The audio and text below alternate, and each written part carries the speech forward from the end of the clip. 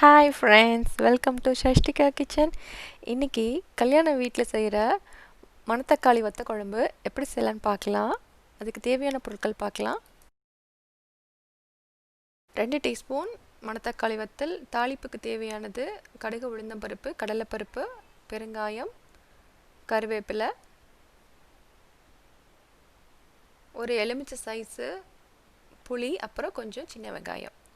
அப்புறமா வறுத்து அரைக்கிறதுக்கு தேவையான பொருட்கள்: 1.5 டேபிள் ஸ்பூன் தனியா, 1 டீஸ்பூன் உளுந்து, 1 டீஸ்பூன் மிளகு, 1 டீஸ்பூன் வெந்தயம், 1 டீஸ்பூன் சீரகம், 1.5 டீஸ்பூன் கடலைப்பருப்பு. மணத்தக்காளி வத்தலை வறுத்துக்கலாம். கொஞ்சமாக எண்ணெய் சேர்த்து இந்த மணத்தக்காளி வத்தலை நல்லா ஃப்ரை பண்ணி தனியாக எடுத்து வச்சுக்கோங்க. இப்போது மசாலா வறுத்துக்கலாம். சும்மா ஒரு 2-3 சொட்டு எண்ணெய் விட்டு, எண்ணெய் சூடான உடனே நம்ம 1.5 டேபிள் ஸ்பூன் கடலைப்பருப்பு எடுத்துருக்கோம்ல, அதை சேர்த்துக்கோங்க. ஏன்னா கடலைப்பருப்பு வறுப்படுறதுக்கு கொஞ்சம் நேரம் ஆகும். கடலைப்பருப்பை சேர்த்து ஓரளவுக்கு வறுத்த பிறகு 1 டீஸ்பூன் உளுந்தம்பருப்பு சேர்த்துக்கோங்க. சேர்த்து அதையும் நல்லா வறுத்துக்கோங்க.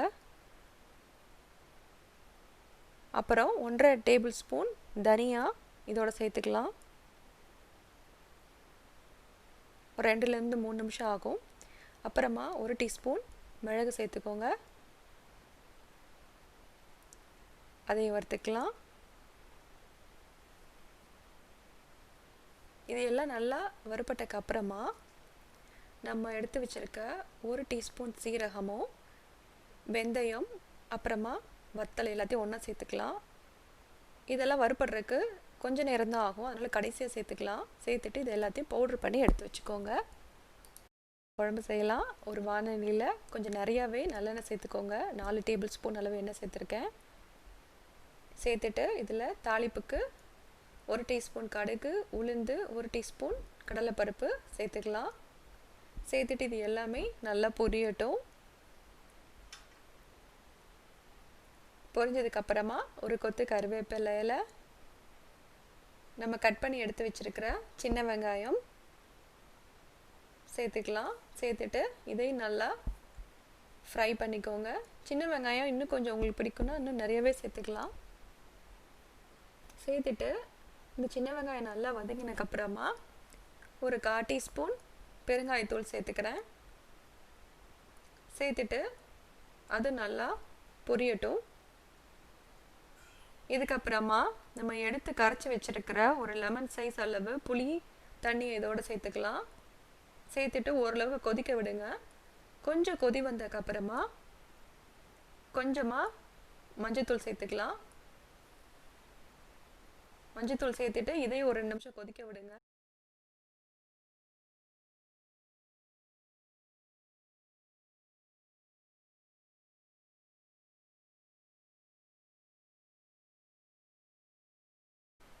நம்ம பவுடர் பண்ணி வச்சுருக்க மசாலா சேர்த்துக்கலாம்.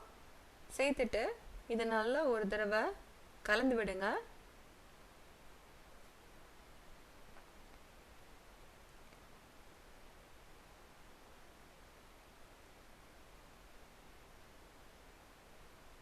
இது ஒரு 2 நிமிஷம் கொதிக்கட்டும்.